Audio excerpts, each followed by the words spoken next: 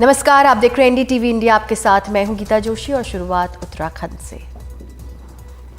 उत्तराखंड के उत्तरकाशी के सिलक्यारा टनल में 41 लोगों को बचाने के लिए रेस्क्यू ऑपरेशन चल रहा है, लेकिन बदलते मौसम इस रेस्क्यू ऑपरेशन में दिक्कतें पैदा कर रहे हैं, क्योंकि एक तरफ बढ़ती ठंड तो दूसरी तरफ बारिश के आसार ने चिंता की लकीरें डाल दी हैं। सिलक्यारा टनल में फंसी 41 जिंदगियों को बचाने के लिए 5 जगह से ऑपरेशन चल रहा है, लेकिन तेजी से बदल रहे मौसम और गिरते तापमान का असर वर्टिकल और हॉरिजॉन्टल ड्रिलिंग प्लान पर हो सकता है। हालांकि रेस्क्यू प्लान में लगे लोगों का कहना है कि ऑपरेशन लगातार जारी रहेगा और इसका असर नहीं पड़ेगा।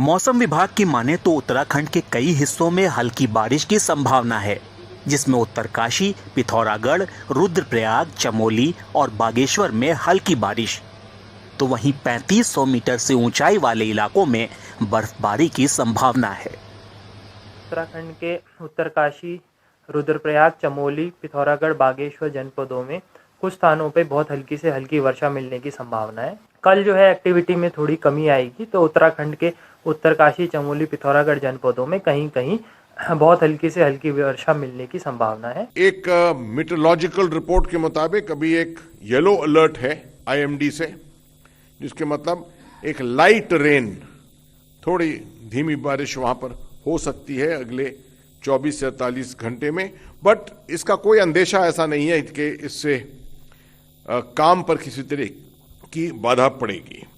बदलते मौसम में रेस्क्यू ऑपरेशन में लगे लोगों और ऑपरेशन की रणनीति बनाने वालों को भरोसा है कि मौसम बदलने से पहले इन लोगों को बाहर निकाल लिया जाएगा, लेकिन मौसम के मूड को देखते हुए ऑपरेशन में परेशानियों का सामना जरूर करना पड़ रहा है। 16 दिन बीत चले और अभी भी सफलता कहीं नजर नहीं आ रही है, लेकिन मैनुअल तरीके से मलबे को हटाया जाएगा, जिसके लिए 6 स्पेशलिस्ट मजदूर बुलाए गए हैं जो पाइप के अंदर जाकर मलबा निकालेंगे। इनका दावा है कि 24 घंटे के अंदर अपना काम खत्म कर ये फंसे हुए लोगों को बाहर निकाल देंगे। हम लोग 6 लोगों का टीम है। 6 लोगों की टीम है। हाँ, कैसे निकालेंगे, किस तरीके से काम होता है? मैनुअली करेंगे, कस्सी फावड़े से तसला भर के रेली द्वारा बाहर करेंगे मलबा। अच्छा, ये क्या है? ये थोड़ा सा दिखाएंगे, ये इसे क्या कहते हैं? ये तो हिल्टी मशीन है, जैसे हार्ड मलबा आया उसको हाँ। तोड़ने के लिए हम यूज करेंगे इसको। हाँ, अच्छा, इसको कैसे चलाएंगे? इस तरीके से अंदर ड्रिलिंग करेंगे? वाइब्रेट होती है ये। तसले में भर के ठेली है होती है 4 पहियों की, बेरंग लगा रहता है, तो उस पर 6-7 तसले भर के लाते हैं, इसलिए निकलता है मलबा। तो वहीं दूसरी तरफ वर्टिकल ड्रिलिंग भी लगातार की जा रही है। इस ड्रिलिंग में 8 इंच के पाइप के जरिए खाना और कपड़े डाले जाएंगे। दूसरी तरफ 1.2 डायमेंशन का पाइप भी डाला जाएगा, जिससे उनको निकाला जाएगा। ये ड्रिलिंग लगभग 37 मीटर हो चुकी है। प्रधानमंत्री के प्रमुख सचिव पीके मिश्रा और उत्तराखंड के मुख्य सचिव एस.एस. संधू भी यहाँ पर पहुँच रहे हैं और लगातार इस बात की कोशिशें की जा रही है कि उनको जल्द से जल्द बाहर निकाला जा सके। अगले 24 घंटों में रेस्क्यू ऑपरेशन में कितनी सफलता मिली है, इसके बारे में जानकारी मिल जाएगी, लेकिन प्रधानमंत्री कार्यालय इस पर लगातार नजरें बनाए हुए है। वहीं 41 जिंदगियां अभी भी फंसी हुई हैं। बढ़ता समय न सिर्फ उनके सब्र का बांध तोड़ रहा है, बल्कि उनके परिजनों की भी हिम्मत अब टूट रही है। उत्तरकाशी से किशोर रावत, एनडीटीवी इंडिया। और अगली खबर दिल्ली से। दिल्ली एनसीआर इलाके में प्रदूषण की सबसे बड़ी वो वजह लाखों गाड़ियां हैं जिनसे निकलने वाला धुआं दिल्ली की हवा को जहरीला बनाए हुए है। इसके अलावा दिल्ली के प्रदूषण में 8% योगदान कोयले से चलने वाले थर्मल पावर प्लांट्स का है।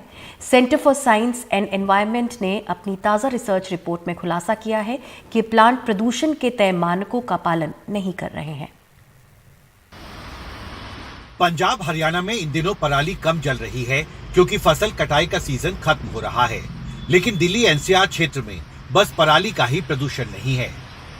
Centre for science and environment ने दिल्ली एनसीआर क्षेत्र के आसपास के 300 किलोमीटर के दायरे में स्थित 11 कोयला आधारित थर्मल पावर प्लांटों पर एक शोध किया, जिससे खुलासा हुआ है कि अधिकतर थर्मल पावर प्लांट प्रदूषण नियंत्रण के मानकों की अनदेखी कर रहे हैं। Centre for science and environment के प्रोग्राम डायरेक्टर निवित यादव ने एनडीटीवी से कहा, दिल्ली एनसीआर की हवा का 8% पीएम थर्मल पावर प्लांट की वजह से आ रहा है। सीएसई की जांच रिपोर्ट के मुताबिक दिल्ली एनसीआर के आसपास स्थित 11 में से 3 थर्मल पावर प्लांट तय मानक से अधिक पीएम का इमिशन कर रहे हैं। 11 में से 4 नाइट्रोजन ऑक्साइड के इमिशन नॉर्म से अधिक इमिशन कर रहे हैं, जबकि 11 में से 5 थर्मल पावर प्लांट्स सार्वजनिक डोमेन में डेटा रिपोर्टिंग सही तरीके से नहीं कर रहे हैं। ये जो 11 थर्मल पावर प्लांट्स हैं दिल्ली एनसीआर इलाके के आसपास 300 किलोमीटर के रेडियस में, उनका कंट्रीब्यूशन दिल्ली के प्रदूषण में आज कितना है? देखिए, एक थोड़ी सी पुरानी रिपोर्ट है, उसमें ये कहा गया है कि थर्मल पावर प्लांट से करीबन 8% पार्टिकुलेट मैटर का लोड आता है। तो ये आपका पार्टिकुलेट कोल बर्निंग से जो होता है उसे एक सबसे अच्छी इम्पॉर्टेंट बात, एक तो पार्टिकुलेट मैटर हो गया, दूसरा एक सल्फर डाइऑक्साइड एमिशन होता है। सल्फर डाइऑक्साइड जब बाहर निकलता है तो रिएक्ट करता है और सल्फेट बनाता है और एज ए PM 2.5 एटमॉस्फेयर में आ जाता है। तो पार्टिकल का भी और सल्फर डाइऑक्साइड का भी कंट्रीब्यूशन मिला के समथिंग अराउंड 8% दिल्ली की हवा में कंट्रीब्यूशन है। पर्यावरण विशेषज्ञों के मुताबिक पिछले कुछ दिनों में पंजाब और हरियाणा में पराली जलाने की घटनाएं काफी घट गई हैं, लेकिन इसके बावजूद पूरे दिल्ली एनसीआर इलाके में प्रदूषण का संकट बना हुआ है और इसकी सबसे बड़ी वजह दिल्ली एनसीआर इलाके में हर रोज चलने वाली इन लाखों गाड़ियों से निकलने वाला प्रदूषण है। आईटी कानपुर, आईटी दिल्ली और टेरी ने एक ज्वाइंट स्टडी में ये पाया है कि 9 नवंबर से 25 नवंबर के बीच दिल्ली एनसीआर इलाके में पॉल्यूशन में सबसे ज्यादा कंट्रीब्यूशन ट्रांसपोर्ट सेक्टर का था। आईआईटी कानपुर, आईआईटी दिल्ली और टेरी के शोधकर्ताओं द्वारा इकट्ठा किए गए real time advanced air source management network data के मुताबिक सोमवार शाम को दिल्ली में डेली PM 2.5 लेवल में वाहनों की हिस्सेदारी 29% थी, जो प्रदूषण के कंट्रीब्यूटर्स में सबसे अधिक थी।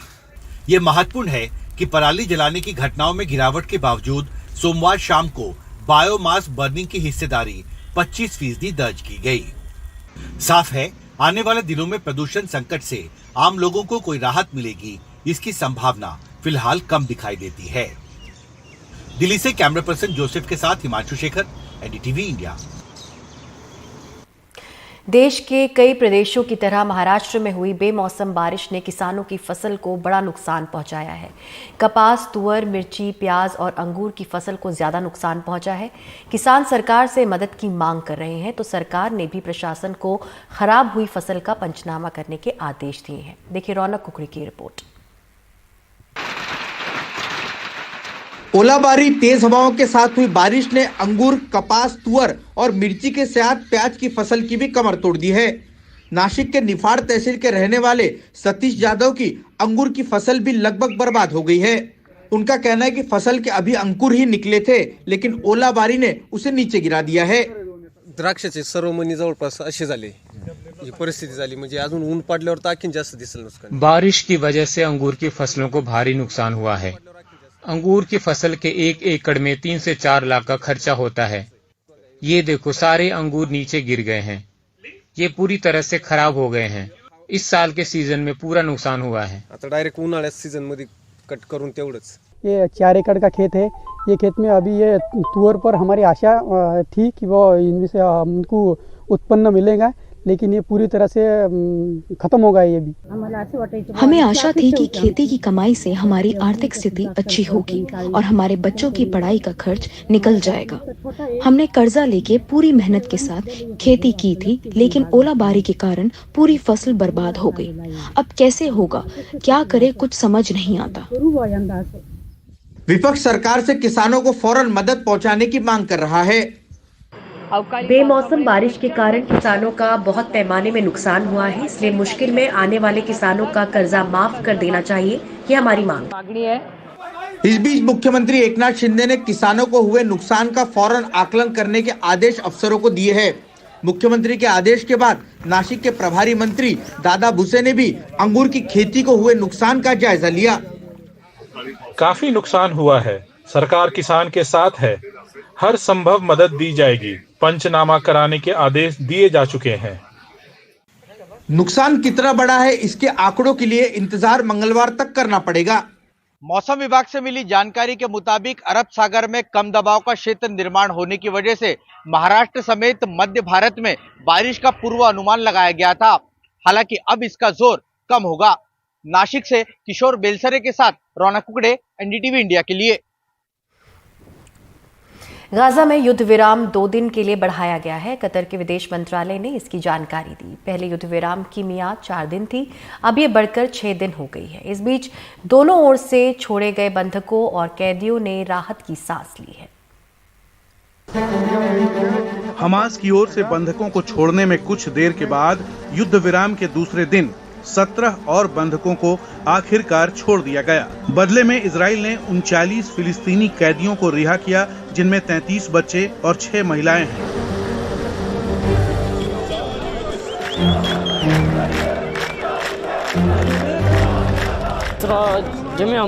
हमें सुबह 7 बजे ले जाया गया और करीब 10 बजे उन्होंने हमें कहा कि एक समझौते के तहत हमें छोड़ा जा रहा है। हम हैरान हो गए और हमें बहुत अच्छा लगा। अल्लाह का शुक्रिया।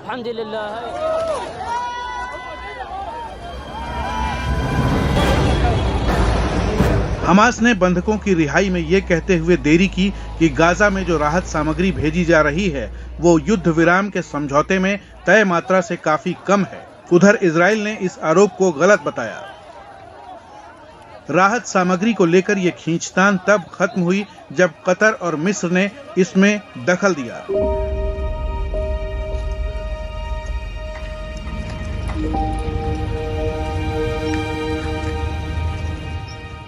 चार दिन के इस युद्ध विराम से चारों ओर बमबारी में घिरे गाजा के लोगों ने काफी राहत की सांस ली है।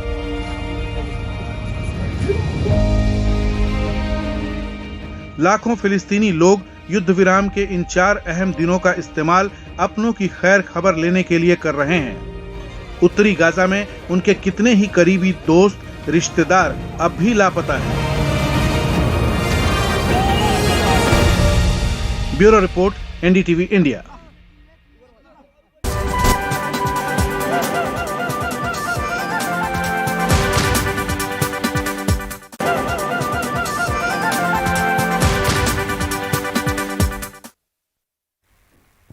सिखों के पहले गुरु नानक देव जी का जन्मदिन प्रकाश पर्व पर काफी रौनक दिखी। इस खास दिन पर पंजाब की भगवंत मान सरकार ने मुफ्त तीर्थ यात्रा योजना की शुरुआत की। पंजाब के मुख्यमंत्री भगवंत मान और दिल्ली के मुख्यमंत्री अरविंद केजरीवाल ने मुख्यमंत्री भगवंत मान के विधानसभा क्षेत्र धुरी से इसकी शुरुआत की। संगरूर के धुरी से हमारे सहयोगी शरद शर्मा की रिपोर्ट देखिए।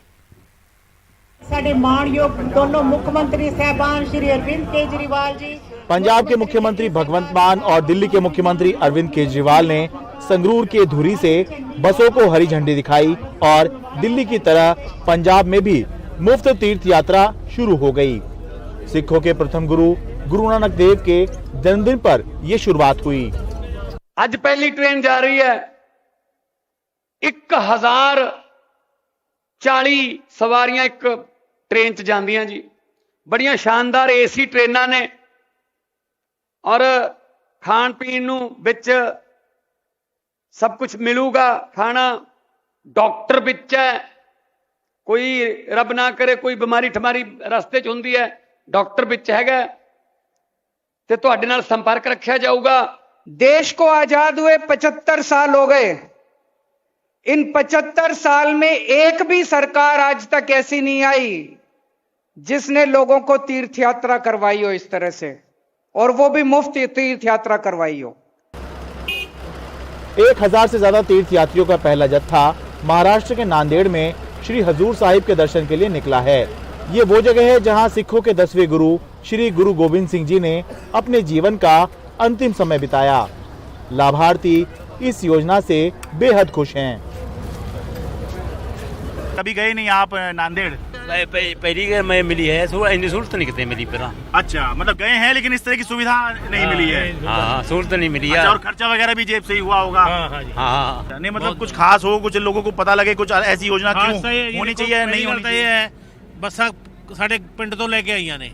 अच्छा, गांव से ही आपको बस जो है लेकर आ रही है? तो लेके आ रही है। अच्छा, ते उरे हुण रैली च ले गए। हुण इस बाद सानू स्टेशन ते बस स्टेशन पे भी आपको लेके जाएंगे। हाँ जी। अच्छा, और पहली बार जा रहे हैं, सरकार ले जा रही है। कभी गए हैं आप नांदेड़ हजूर साहिब जी? नहीं गए नहीं जी। अच्छा, भगवंत मान ने दिखाई है अपन यात्रा।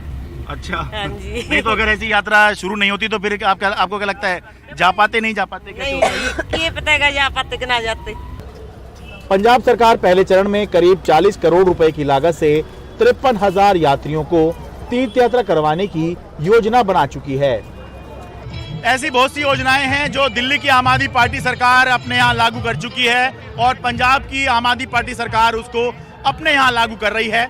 मुख्यमंत्री तीर्थ यात्रा योजना ऐसी ही योजनाओं में से एक है, लेकिन चर्चा ये चल रही है कि आम आदमी पार्टी की पंजाब सरकार वो योजना कब लागू करेगी जिसके अंदर 18 साल से ऊपर की हर महिला को उसके खाते में हर महीने 1,000 रुपए देने का वादा किया गया है।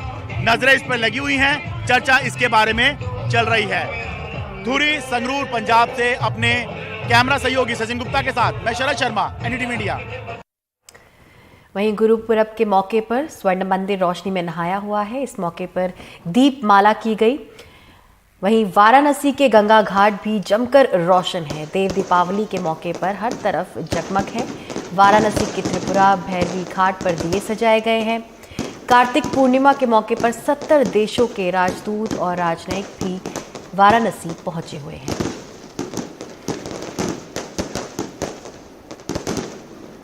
आज काशी देवताओं के लिए दीपावली मना रही है। देव दीपावली के इस महापर्व पर काशी के घाट असंख्य स्वर्ण रश्मियों की आभा से दमक रहे हैं। यहाँ से वहाँ तक जहाँ भी नजर जा रही है, दीपकों की जगमग कतार दिखाई दे रही है। ये विहंगम दृश्य स्वर्ग की परिकल्पना को वास्तविकता का लिबास पहनाते दिख रहे हैं। देव दीपावली मनाए जाने के संबंध में कई मान्यताएं प्रचलित हैं। इसमें यह पहला है कि राजा दिवोदास ने अपने राज्य में देवताओं के प्रवेश पर पाबंदी लगा दी थी, लेकिन कार्तिक मास में देवताओं ने उनको मनाकर यहाँ पर फिर से आए और ये देवताओं की दीपावली शुरू की। और इसी तरह दूसरी कहानी त्रिपुर नामक राक्षस के विजय के पश्चात देवताओं ने कार्तिक पूर्णिमा के दिन ही अपने सेनापति कार्तिकेय के साथ भगवान शंकर की महाआरती की थी और नगर को दीपमालाओं से सजाकर विजय दिवस मनाया था। तभी से ये देव दीपावली का आयोजन पुराणों में और शास्त्रों में मिलता है। अगर हम वाराणसी के इस देव दीपावली की बात करें तो ये जो है यहाँ पर एक पंचगंगा घाट है। सर्वप्रथम वहाँ पर 5 दीपकों से एक वहाँ के लोकल निवासी थे वहाँ के, उन्होंने नारायण गुरु नाम था उनका, उन्होंने 5 दीपकों से पंचगंगा घाट से इसकी शुरुआत की थी। उसके बाद ये कालांतर में 89-90 के आसपास ये बहुत बृहद रूप ले चुका है। पूरा देश विदेश से करीब 10 लाख से अधिक लोग जो हैं सैलानी हैं देख इस महा उत्सव को, इस देव दीपावली की अनुपम छटा को देखने के लिए वाराणसी आए हैं। सभी का एक ही प्रयास है कि किसी भी तरीके से वो इस खास मंजर, इस खास दृश्य के को देखने का लाभ ले सकें। दीपकों से जो निकल रही आभा है वो पूरी तरह संकल्पित है कि वो तम का साम्राज्य उखाड़ फेंके और जो बाती है वो उसमें उसकी हर बाती इसी बात की ओर इशारा कर रही है कि अंधेरा धरा पर कहीं रह न जाए। वाराणसी से पुरुषोत्तम के साथ हिमांशु शर्मा, एनडीटीवी इंडिया।